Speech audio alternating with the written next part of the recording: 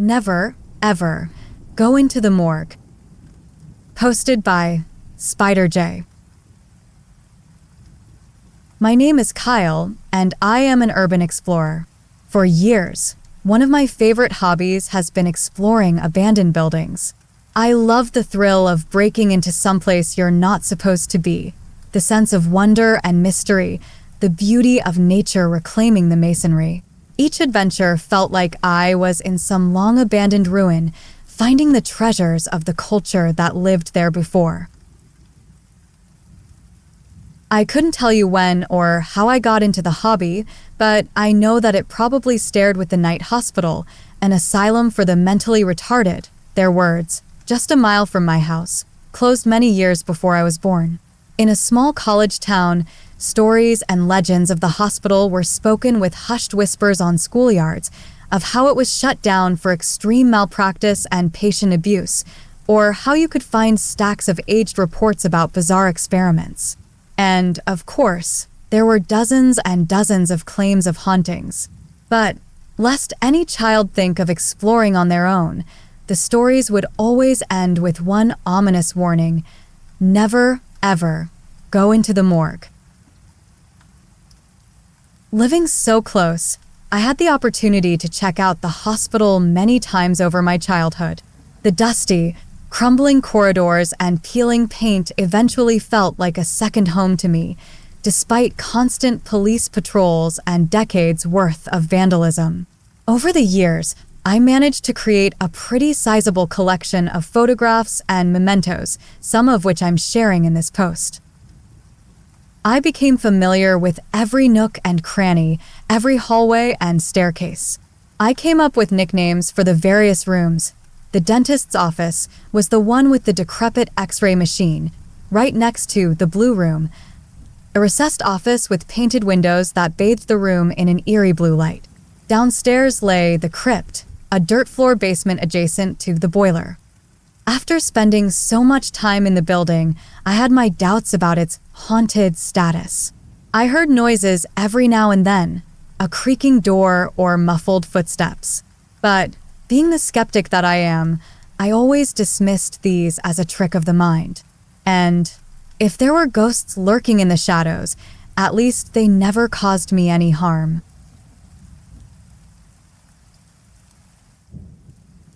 Still, no matter how far I explored or how rational my thought, I always remembered the warnings: never, ever go into the morgue. I had been near it, seen the door.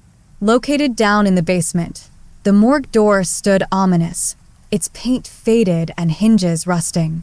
Every time I walked by, I felt a deep temptation to grab the handle and slowly, carefully, take just a quick peek inside. It was, after all, the last uncharted corner of this vast ruin, and my curiosity almost got the better of me several times. But when I would extend my hand and gingerly reach for the door, I would be overwhelmed by a deep, inexplicable sense of dread. I tried to reason with it, tell myself it was only the stories giving this room a power over me, that it was only a room like all the others. Yet, I would find myself slowly backing away, some primal instinct warning me against my imagined dangers.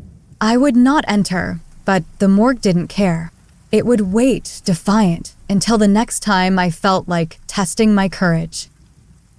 Last winter, everything changed. The snowy weather was giving me a terrible case of cabin fever, and looking for something to kill the tedium, I decided to visit the hospital for the first time in months. I packed my flashlight and crowbar and headed out the door. Strangely, I neglected to bring my camera with me, a decision that I now both regret and cherish. By the time I reached the hospital, the sun was just beginning to set. Breaking in had become something of a ritual by now, an adrenaline-building routine that I cherished almost as much as the exploration itself. I cached the crowbar by one of the boarded-up windows and did a quick walk around the building, checking for police or witnesses. Confident that I was alone, I returned to the window and began to pry at the plywood, eventually wrenching it loose with a loud crack. I threw the board and crowbar into the building and followed. Inside, the building seemed colder than ever, even for a late New England winter. I also could smell something new in the air, something strange and foreign that I hadn't recognized before, musky and distinctly unpleasant. As I moved deeper into the building, the scent grew in strength until I reached the basement stairs, and it nearly overpowered me. Every instinct in my body told me to leave, to not investigate further, but I didn't know better. I did not yet recognize the scent of death. As I crossed the basement door, I realized the smell was emanating from downstairs. Mustering up what little courage I still had, I slowly crept down the dark stairs, flicking on my flashlight as I reached the bottom landing. The scent was reaching into my throat now, and I could practically taste the rot in the air. I quickly scanned the room, and it didn't take long to spot the source. There, suspended by a beam in the center of the room, my light briefly caught a flash of clothing hanging off a vaguely humanoid form, swinging oh so slowly from a frayed length of extension cord. To say that I was terrified would have been an extreme understatement. I turned and ran, panic coursing through my veins, almost tripping over myself as I scrambled back up the stairs, trying to cough the scent of death out my lungs. As I finally reached the top landing, I looked behind me, convinced that I would see the grim specter reaching for my ankles to drag me back down into its lair. Nothing came. My mind reeled, unsure of what I had seen. Of course, with the reputation of the building, I would have sworn that it was some kind of ghost, a specter of some former patient that had met a grim end and wanted nothing more than to devour my soul. But as I caught my breath, rationality slowly took hold. If it was some vengeful spirit, surely I would be dead already. Maybe I had imagined it, or perhaps some homeless vagrant had hung his wet clothes to dry. Contrary to every instinct to flee, I made the kind of decision that only a fool with too much courage could make. I had to take another look. My breath came in ragged gasps as I made my way back down the stairs again. The only thought echoing through my mind was how stupid I was being, that I should run for my life and never return.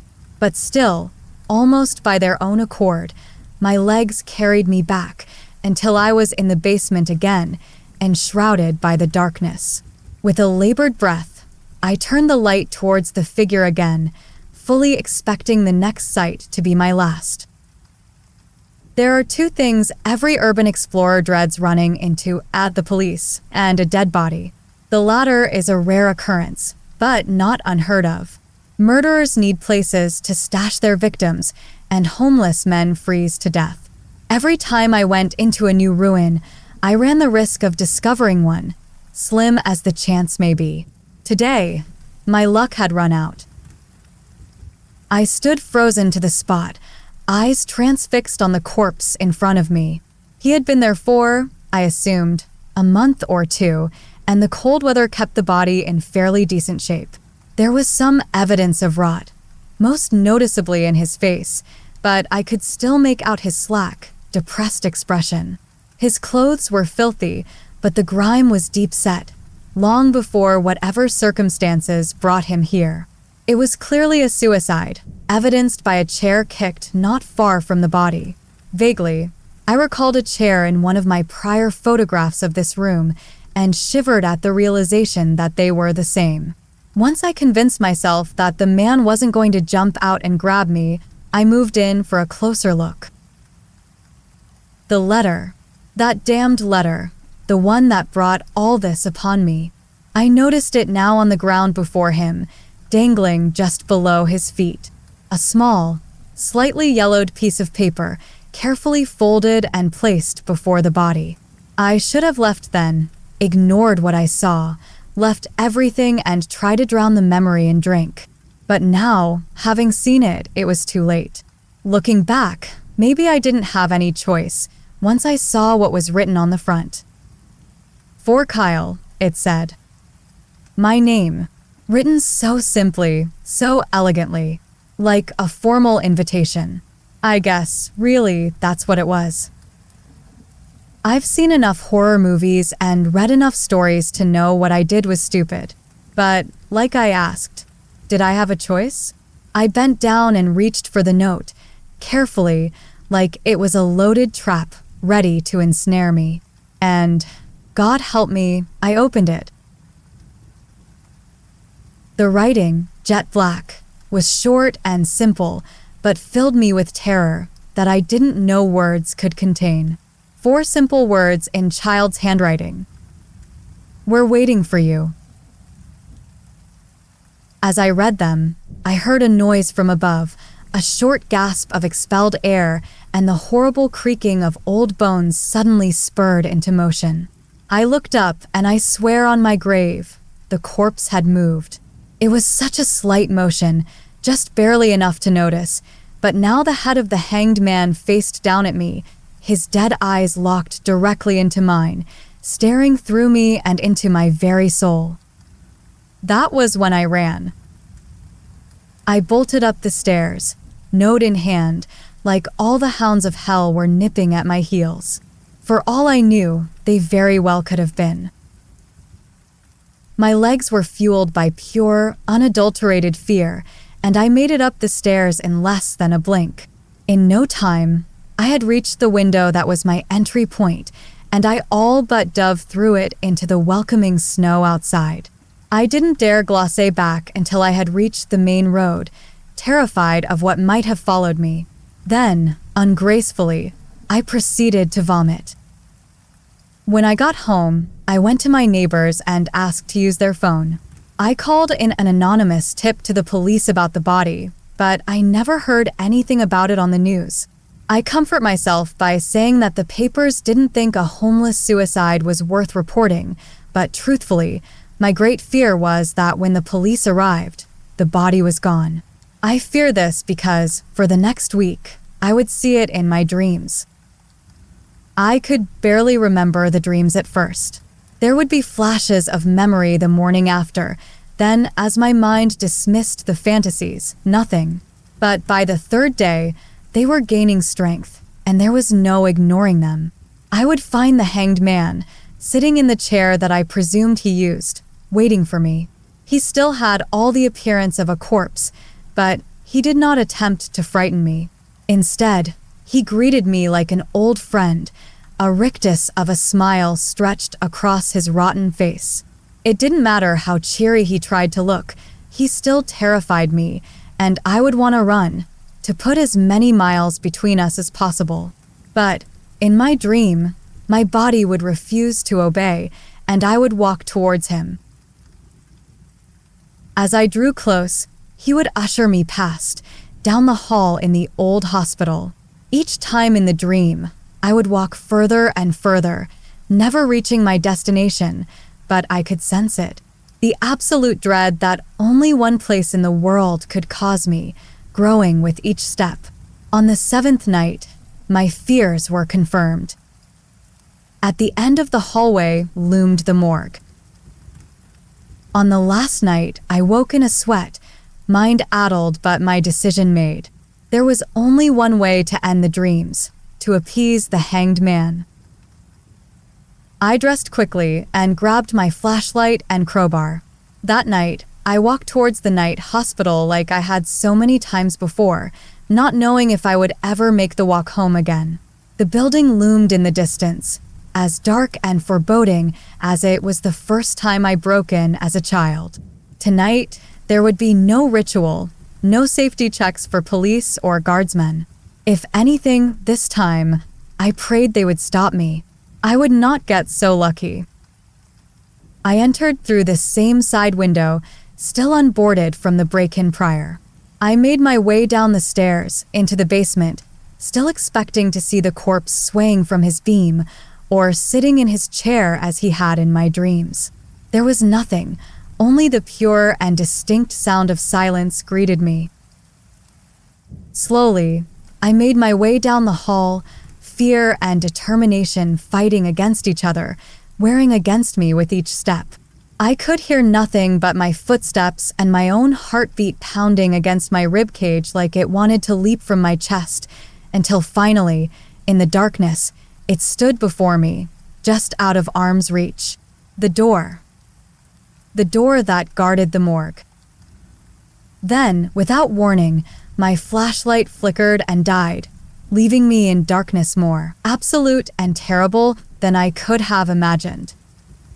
Darkness and silence. Then, finally, a sound. The door opened,